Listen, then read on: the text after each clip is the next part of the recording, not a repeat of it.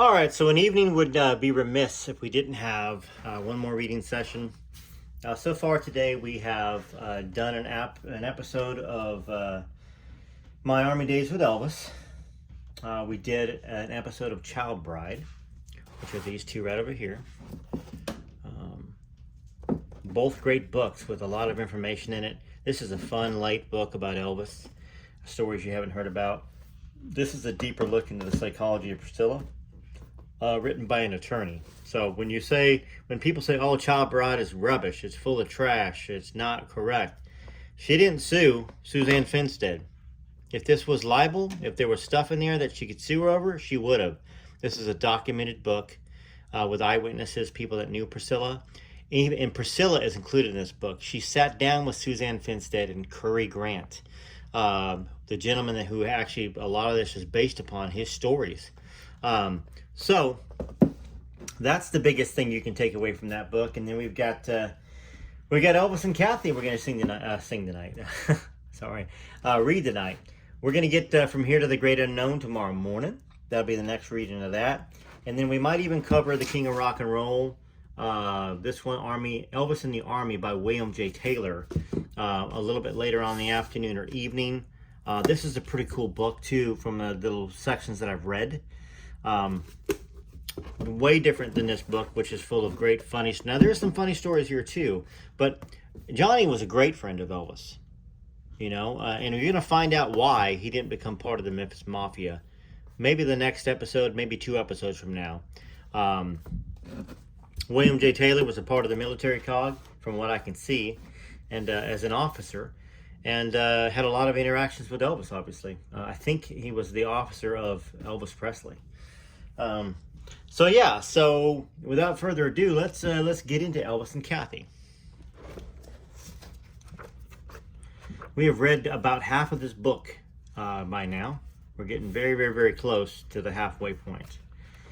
Alrighty, so we talked about the last video I put out. We talked about how there were some crazy episodes at concerts where the crowds rushed the stage. Charlie Hodge got picked up and thrown into the audience, kind of like sea surfing, thrown back up on stage, and how Elvis, for the most part, was able to control the audiences if he saw that there was a push going on in one section and people were potentially getting injured. He would throw a scarf in another direction and move the crowd. You don't hear stories about that, and I don't think other entertainers did it or do it. But they could learn from that if anybody was ever popular enough like Elvis and close enough to the fans, which doesn't happen anymore. Elvis is the last of the dying breed of that. Now you've got people, you're too far away for the most part. All right, so chapter 6. A man there was, and they called him mad. The more he gave, the more he had. Bunyan. It took years for Elvis to convince me that receiving gifts was an important part of the human spirit and as important as giving them. Perhaps it was my own background that made me value my independence to a degree that I resented anyone giving me gifts. My attitude affected my relationship with him right from the very beginning because Elvis was a giver from the time he was barely old enough to walk. Vernon told me the story of Elvis and his tricycle, which was a real luxury for the Presleys at the time. Gladys and I ate cornflakes for 2 weeks so we could save enough money to buy Elvis that trike. And from the very first day, he was always giving it away. Not that he didn't love it, but he loved seeing the joy on someone's face when he gave it to them. I spent a lot of time just going from place to place, recovering the tricycle, but that was just his way. Elvis never changed. Without a doubt, he was the most generous person I have ever known. Not only with money, but with himself. The anecdotes about Elvis' gifts are legend now, but there are some that aren't generally known. For years, he provided limousines to the elderly citizens around Memphis so they could be transported to church, the doctor, or to the market. He also supported many children's benefits, cancer and heart drives, and hardly ever turned down a request from a legitimate charity. Once in Franklin, Tennessee, where he had gone to listen to some record takes, he and his record producer, Felton Jarvis, had to stop at a payphone to make a call. They drove up to a phone booth, and Felton got out only to find that he didn't have a dime in change. A man passing by was kind enough to give him change. "I'll get the gentleman's name and address," Elvis told Felton from the car, "so I can send him a thank you letter." Felton did, and 3 weeks later, the man received a letter from Elvis saying thanks and also informing him that the mortgage on his home had been paid off and he now owned it free and clear. Quite a bargain for a dime, but that was Elvis. He was full of surprises, often fulfilling someone's wildest fantasies about meeting a millionaire who will make life more bearable. That story, we got to pause that for a second. I want everybody that can go to the comment section. Let me know whether you heard about that story or not. And not because you heard about it in Elvis and Kathy, if you did. I have heard Elvis stories all my life. In fact, I think I kind of make it almost my business to know all the kind, good things that Elvis did, because there's so many people trying to smear his reputation. And I've loved Elvis just like y'all since I was young. Maybe some of y'all didn't start liking him until you're teenagers. I loved him when I was 2, probably earlier than that, because my mom was an Elvis fan. But according to my mom, I cried in the corner in 1977 when he died for hours. And I was inconsolable. They couldn't get me to stop crying. So I guess I must have had a deep connection with him somehow, whether it was the music, whether it's the music in my soul and his soul, or my mom's love, I don't know. But hopefully, if you guys can leave a comment, ladies and gentlemen can leave a comment. I say guys all the time. I just mean guys as everybody. Let me know. Then there is a story of a poor black woman in Memphis who was just looking and dreaming at the Cadillac agency showroom. Elvis spotted her and asked if she liked the car that she was looking at. "I do, but it's way over my head," she said. "Well, if you like it, it's yours." The woman was still shaking her head in disbelief when the salesman handed her the keys. Elvis loved doing things like that. Giving unexpected gifts was his favorite thing to do. Now, of course, most of all of us have heard about that story. Although he was generous, he was like most people and didn't want to pay more than he thought it was worth. There's the classic story about the Lincoln Continentals. Elvis loved Cadillacs and Lincolns, and one day at Graceland, he decided he wanted to buy everyone who was there at the moment. One of those people was Myrna Smith of the Sweet Inspirations, a new Lincoln. Off they went to the Lincoln showroom, and Elvis bought 17 cars that afternoon. Of course, his friends were ecstatic with their brand new cars, and Elvis went up to his room. That's when he looked at the bill and said, "Wait a minute, this guy didn't give me the deal he should have." So he got everyone together the next morning, drove all 17 Lincoln Continentals back to the showroom, and handed over the keys. Without a second thought, he took them to the Cadillac dealer and bought them 17 Cadillacs instead. Some protested that they liked their Lincolns and hated giving them up, but their pleas fell on deaf ears because Elvis was determined he wasn't going to do business with someone who didn't live up to their word. I was part of one gift-giving adventure, and it was quite a scene.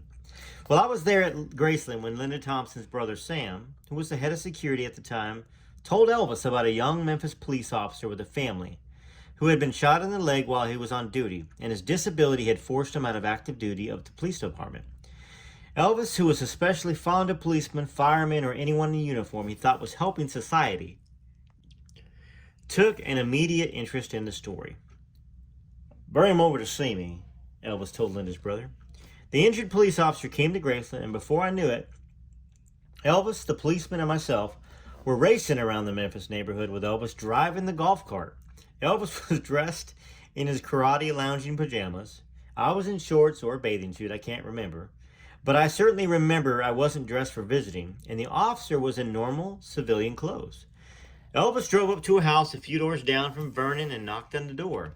The poor lady who answered must have been in shock when she saw Elvis in that karate outfit, belt and all, standing in the doorway. "Pardon me, ma'am, but is your house for sale?" "Yes, it is," she said. "How much do you want for it?" "The price," she said, "is $35,000. Elvis pulled out his checkbook and wrote out a check for the correct amount and came back to the officer sitting in the golf cart. You got yourself a house, and here's another check so you can furnish it the way you want to. He handed the shocked police officer a check, and after some more paperwork was completed, the injured policeman and his family had a brand new home. Got to talk about that. First off, who else has heard about that story? That's another story that I haven't heard, but of course, you're not going to probably hear it unless you have Elvis and Kathy, which is so expensive to buy. Um, you know, I normally would have spent what I spent on this book because you know it's on the internet for $3,000, 1,200, 1,400, 800. You know, there's not really any cheap copies of this, and because it's short print. But that's why I never heard of that story. Um, I'd like to find out if it's just around the corner. You know, maybe who that police officer was. I need to do some research because that'd be cool if he happened to still be alive to do an interview with him. That is this Elvis Presley that we know and love. All the other stuff, Priscilla back in Germany, you know, him taking uppers and downers, trying to get through shows. That's another reason right there, the $35,000 check. The guy that gave him a dime to make a phone call, or whatever the change was. Those are reasons why Elvis had to keep touring, in addition to Priscilla Presley, who knew how generous Elvis was. But, you know, she wanted hers, didn't she? She was going to get hers. It wasn't just the child support. She wanted alimony. I mean, heck, Elvis wasn't from, it was, you know, as far as I know, I don't think there was any alimony issues in Tennessee. But he gave her alimony anyways, and then she sued him for more after that. Then he had to sell his catalog. I'm getting on the bandwagon. We're trying to read Elvis and Kathy. Sorry. Okay. Elvis never wanted to be thanked more than once. If someone gushed or reacted with too much enthusiasm, it always made him feel uncomfortable. He was generous because he wanted to be. In fact, his philosophy was that a man should give 10% of what he earned to God, which is a principle of tithing. The way Elvis looked at it when he did nice things for individuals was that he was tithing, not to a particular church, but for individuals he thought deserved his help. In his mind, helping individuals was a way of tithing because, after all, the human body is the temple of God. He felt God directed him to give at certain times to individuals. Of course, Elvis went sometimes overboard, and that made his father, Vernon, very nervous. Vernon took care of the books and balanced the checking account. "You're spending too much," warned Vernon more than once. "Oh, Daddy, God has an abundance to share. If I let go, then more will come. So don't worry. God will repay 100-fold." And sure enough, a threatened bank account would once again be very solvent, and Elvis, of course, would give part of it away once again. It was just his nature, the way he liked to live. One day while we were on tour, Vernon and I went out shopping alone. We picked out a pair of white boots for Elvis, and Vernon bought himself a tie. When we got back to the hotel room, Vernon showed off his new purchases. "Thank you, Daddy, for the boots," Elvis said. Then he looked up at me and started cracking up. "Daddy just can't adjust. He's gone from handling $25 a week to, I've averaged $3 million a year since I was 18 years old, and Daddy goes shopping and comes back with a $3 tie." Vernon shrugged his shoulders as if to say, "That's just the way I am." As I said, one characteristic of mine that annoyed Elvis most was my inability at times to accept the gift. I mentioned before that early in our relationship, Elvis wanted me to be available, and when I had to leave and go to a record session or a television show, he would try to talk me out of it by saying I didn't have to work, that he would take care of me, which is the worst thing you could say as far as I was concerned. I did not want anyone taking care of me because I felt I could take care of myself. I really appreciated it when he'd give me a pretty ring or something, and I told him so, but I didn't want to be like so many others who unfortunately were after anything they could get, to the extent that they would sometimes deliberately set him up by saying, "Oh, Elvis, I don't know what to do. I'm losing my home." Or, "Oh, Elvis, I can't make the payments on my car." It angered him to see them willfully playing on his generosity, knowing he would give them anything they asked for. On one tour, my luggage was lost, which included my stage footwear, and I needed boots to go with the outfit I was wearing in the show. Elvis wanted to buy them for me, and I refused. Instead of protesting and then forgetting it, Elvis persisted, and I kept refusing. Later, I realized I had hurt his feelings, but at the time, I felt that everyone was always taking things from Elvis, and I wasn't going to be like the rest of them. I also felt that I was getting paid well enough to buy my own boots. even if they were the only to be worn in the show. It was a matter of two strong wills confronting one another. Anyways, I bought my own boots and was pleased with myself. I guess my inability to accept gifts became a challenge to Elvis. He spent a great deal of time discussing it with me. He would read me passages from the prophet. Allow the giver of gifts to give gifts, he would say, or find some biblical quote, a line of poetry in his attempts to get me to change my attitude. Elvis would cite different examples of givers, the spiritual meaning of it, and the person's need to give. Don't deny the giver of the gift, he would say. Then he would expound on the life processes of just giving and receiving. He might read, and you receivers, and you are all receivers, assume no weight of gratitude, lest you lay a yoke upon yourself and upon him who gives, from the prophet. And then hand the book to me and insist that I read the same passage aloud to him. I guess he wanted to make certain I was paying attention. In fact, Elvis was really a teacher. He had such an analytical mind and would explain things in detail, and he could recall multitudes of lines of poetry or biblical quotations to verify his position on any subject he was teaching at the time. He had a natural ability to instruct and to help educate someone whose mind might be closed on a subject dearest to his heart. A student as well as a teacher, he was fond of quoting, "When a pupil is ready, the master appears." Elvis was equally kind about giving his time. I remember one recording session he stopped in order to fly to Denver and sing at a funeral for a policeman who had been killed. When someone asked him to do it, he didn't hesitate. He just got in his plane and flew to Denver because he thought it was the right thing to do. I recall a wonderful singer, Jeannie Green, who worked with Elvis on many of his albums. At a recording session, he came and sat by us girls on the floor, and he was wearing a very expensive and truly gorgeous purple suede cape. Jeannie told him how much she liked it. That was enough for Elvis. He took off the cape and draped it around her shoulders. Elvis also paid top salaries to those of us who worked on the show. I've heard that some of the musicians make 3 times the going rate. My own salary was very good, but on top of this, Elvis gave us a bonus. Not on every tour, but when he wanted to do something, he would call us individually, and then he might say, "I have a surprise for you. Look under the bed," or "Look under the pillow." There would be a check for $1,000 or $2,000, and he only expected a polite thank you, nothing more. We learned that the less said about the bonus, the better. But he was nobody's fool. One singing group that he had worked with and liked were negotiating for a new contract. They were asking for the moon, all sorts of perks, plus a huge amount of money. Elvis knew it was too much and said so, and the group never worked with him again. I wonder which group that was. Gonna have to look into that. That is the final part that we're gonna read tonight. Been reading a lot all day long and quite a few videos out, and I would like to read more, but I can feel my throat getting a little strained. Plus I did some singing earlier, and then tomorrow I'll go back to my regular work, as well as doing videos for y'all as well. And that's a lot of talking. I've got 12 employees, and got to do audits sometimes for them. I'm a sales manager. So, anyhow, TCB, TLC, I hope you enjoyed that Elvis and Kathy. And for those of you that can't read because your vision's kind of not very good, hopefully I read it clear enough for you. Spoke it clear enough. I'm trying to speak a little more clearly and slower for you. It's hard. I talk fast sometimes.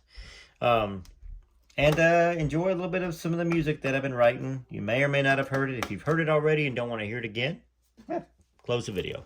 If you haven't heard it and you want to hear it, well, it's playing. It's going to play over a couple beautiful pictures of Elvis. All right, till next time, this is Rare Elvis Photos. Make sure you like, subscribe, hit all notifications, share this video around if you can, and yeah, watch as much of the video as you can. Wait, it's a little too late for me to say that. If you haven't watched this part, you've already closed it out. But watch as many videos as you can all the way through if you can do it. I don't want to take your time up if you don't want to do it. All right, enjoy the music.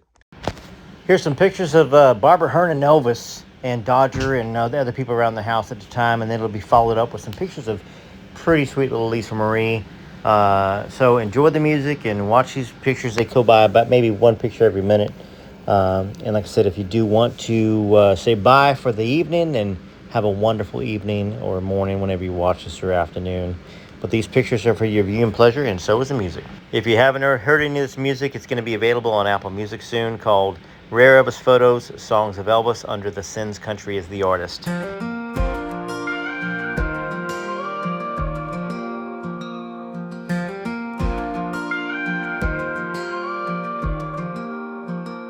I'm in a blue suede dream tonight, and feel the rhythm come alive. My heart beats to every Elvis song. On my turntable I turn on. Hound dog echoes in my veins, jailhouse rocking through the years. We're all the part of him that red remains as we wipe away our tears. We say thank you to the mailman, say our grace and our amens. Live our life in God we trust. Yeah, Elvis is alive in all of us.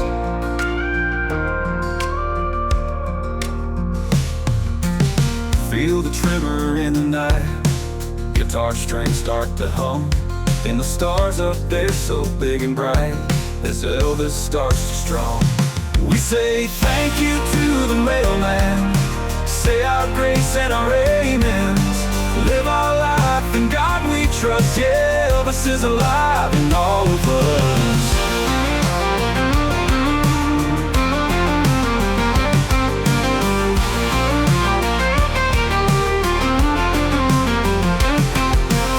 Just a blue moon in the sky, can't help falling but don't wonder why. Elvis' spirit never dies in our soul. For all our lives we say thank you to the mailman, say our grace and our amens. Live our life in God we trust. Yeah, Elvis is alive in all of us. Yeah, Elvis is alive in all of us.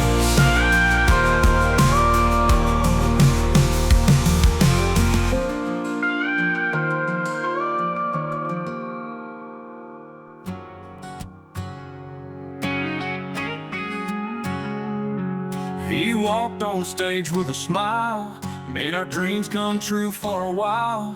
Guitar in hand, moving wild, every scream made him feel alive. Shook his hips, people would sigh. If I can dream, he touched the sky. Jailhouse rocking all night long, to the rhythm of a rock and roll song.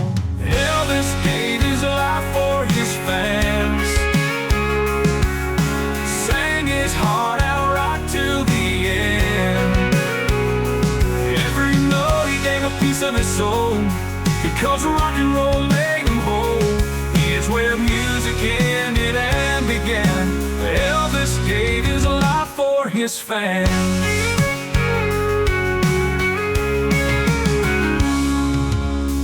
Long nights on the road, legends told, stories unfold. From Graceland to the crowd, he played every song loud and proud. Elvis gave his life for his fans, sang his heart out right till the end. Every note he gave a piece of his soul, because rock and roll made him whole. Here's where music ended and began. Elvis gave his life for his fans.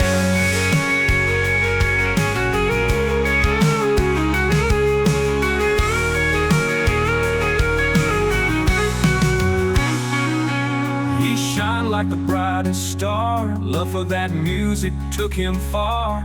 Echoes of his voice still live on in every one of his songs. Elvis gave his life for his fans, sang his heart out right till the end. Every note he gave a piece of his soul, because rock and roll made him whole. Here's where music ended and began. Elvis gave his life for his fans. Here's where all music ended and began. Elvis gave his life for his fans.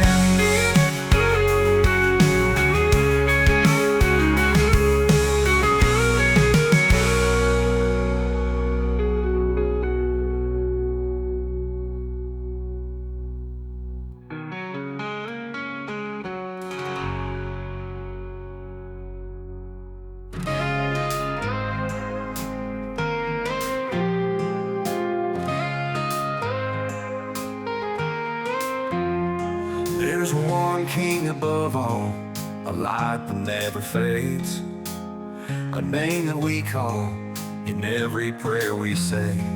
Through every storm we face, he stands tall and true, lifts us up with his grace, and shows what love can do. There's only one king, that's Jesus. Only one king that guides and frees us. Every eye closed and every hand raised. There's only one king, that's Jesus. Set Elvis up on stage.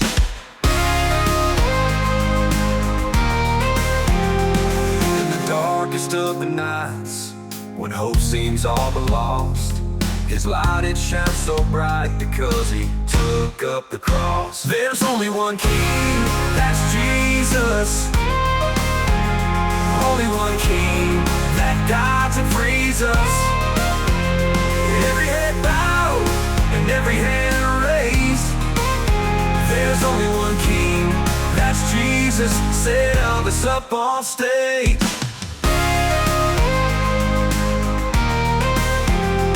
In the darkest of the nights, when hope seems all but lost, his light, it shines so bright because he took up the cross. There's only one king, that's Jesus.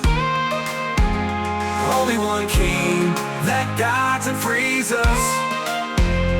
Every head bowed and every hand raised.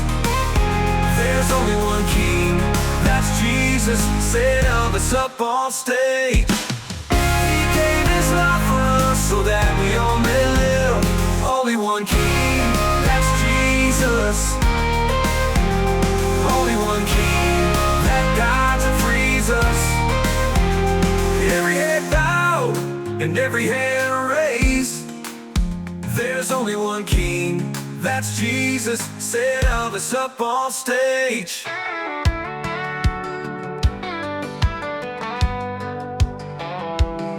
He was born in a shack in Tupelo, a healthy boy, but he lost his baby bro. He grew up poor, the dirt poor life. The only thing he had was a guitar and a bike. That was Elvis, born in 35, that was Elvis. The coolest kind of life, from don't be cruel to all shook up, suspicious minds to burn in love. That was Elvis.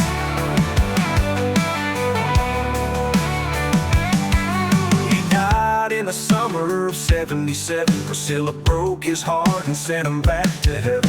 He sang his songs for all to hear. American Trilogy still brings a tear. That was Elvis, born at 35, that was Elvis. The coolest kind of life, from don't be cruel to all shook up, suspicious minds to burn in love. That was Elvis.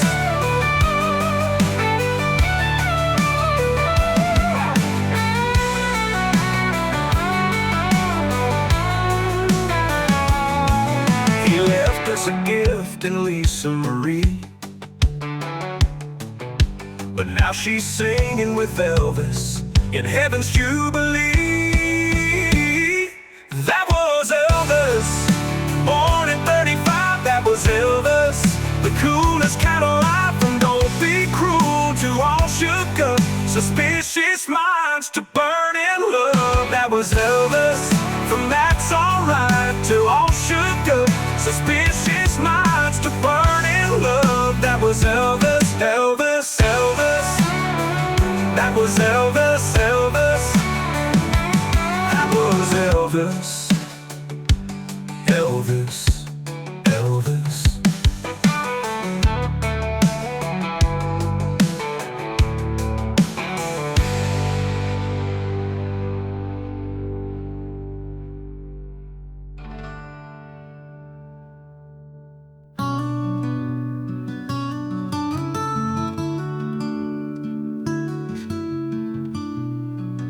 Shadow of the king still haunts the Memphis night. In the dimming southern light, Graceland comes alive. he walks those southern halls, his footsteps fall and fall, until those gates up front swing wide and bring his fans inside. Elvis looks out, smiles down at the crowd, from his window way up high at Graceland, watching time go by, watching over us all,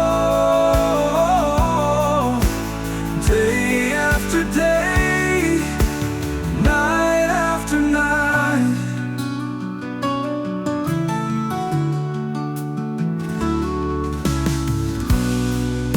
Memories like a song keeps the king walking on. He is still amazed. We love him to this day. Elvis looks out, smiles down at the crowd, from his window way up high at Graceland, watching time go by, watching over us all, day after day, night after night.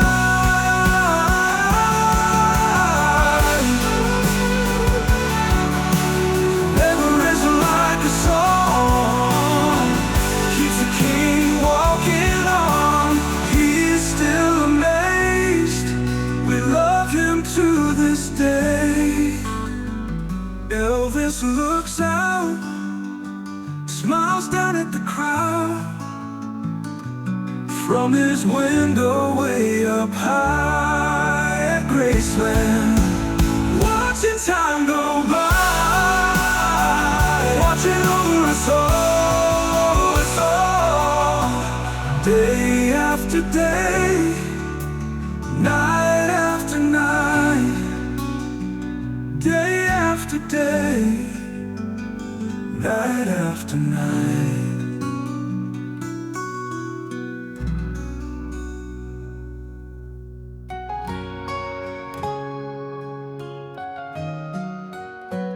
She held him close to her heart from the very start. Through every joy and fear, she kept him near and dear, with a love that's pure and true. In everything she'd do, a mother's guiding light shone through the Elvis night. Oh, Gladys loved her son till her big old heart gave out. And there's no greater love than a mother's love.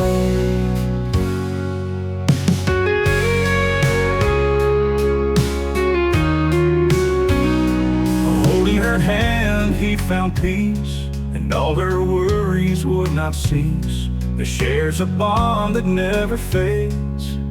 It loves me tender shades. Oh, Gladys loved her son until her big old heart gave out. And there's no greater love than a mother's love.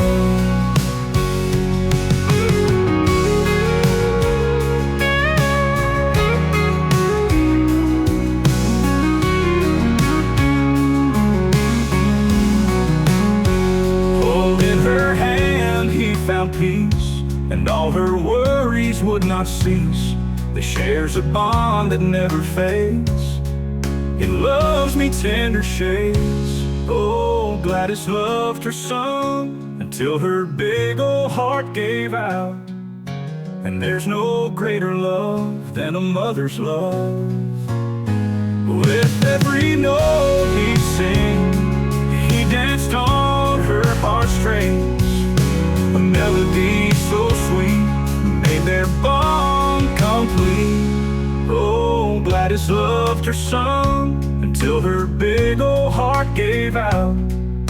And there's no greater love than a mother's love.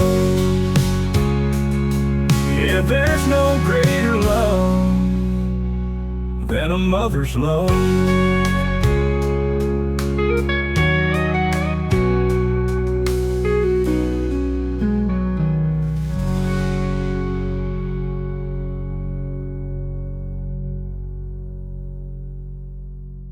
Coming in one more time to say good night, good morning, good afternoon. This is Rare Elvis Photos. Hope you enjoyed the music, the photos, and of course the reading of Elvis and Kathy. Until next time, take care of yourselves. Try to appreciate every day that you live, and be giving like Elvis and willing to receive gifts.